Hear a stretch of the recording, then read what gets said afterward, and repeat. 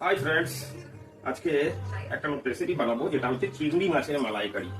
তো প্রথম আমি চিংড়িটাকে সোজা রাখার জন্য এরকম ধরনের স্টিক পিছন দিক থেকে ঢুকিয়ে দেখাবো। কেন কি এটা না করলে বাজার সময় চিংড়ি মাছ গোল হয়ে যায়। এর জন্য আমি সবকটাকে রেডি করেছি আপনাদের দেখানোর জন্য স্টিকটা ঢোকালাম। এইবার এর সঙ্গে একটু লবণ আর একটু হলুদ মাখিয়ে রেখে দেবো, রেখে হালকা ফ্রাই করবো। হয়ে গেছে, এগুলোকে এইভাবে এইভাবে একটু হালকা মাখিয়ে দিতে হবে। বাস, এবার ভাজা করার জন্য রেডি। কড়া গরম হয়ে গেছে, তেল দিয়ে নেব, হালকা তেল দেব। এবার চিংড়ি মাছ হলুদ মাখানো লবণ মাখানো ছেড়ে দেবো। এইভাবে গরম হয়ে গেছে, তেল দিয়ে দেবো। তেজপাতা, লং, ইলাইচি, দারচিনি গরম তেলের উপরে দিয়ে দিলাম,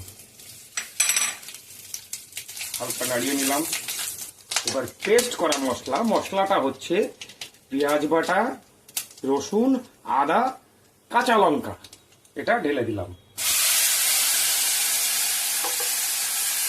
নাড়াতে থাকবো। ঠিক আছে, তেল বেরিয়ে এসছে। এইবার এই যে পাউডার মশলাগুলো দিয়ে দেবো, লাল মির্চ, ধনিয়া পাউডার, জিরা, এটাকেও হালকা ফ্রাই করে নেব। মশলা থেকে তেল বেরিয়ে এসেছে, এইবার ফ্যাটানো টক দই ঢেলে দেবো। এখানে একটু ফ্লেমটা কম করতে হবে, নাহলে দইটা ফেটে যাবে তেল থেকে। এবার স্বাদ অনুসারে একটু লবণ দেব। নারকেলের দুধ রেডি করা ছিল, সেটা উপর থেকে ঢেলে দেবো, নাড়িয়ে দেবো, ফোটার অপেক্ষা করবো। ঠিক আছে, এবার মাছটা ঢেলে দেবো একটা একটা করে,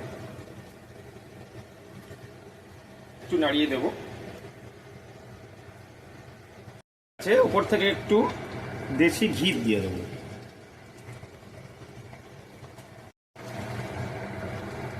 ছাই গরম মশলা দিয়ে দেবো অল্প, এটা টেস্ট খুব ভালো হয়।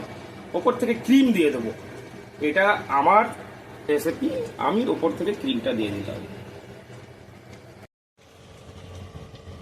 ফাইনালি ডিশ রেডি, আসুন টেস্ট করি। Thank you.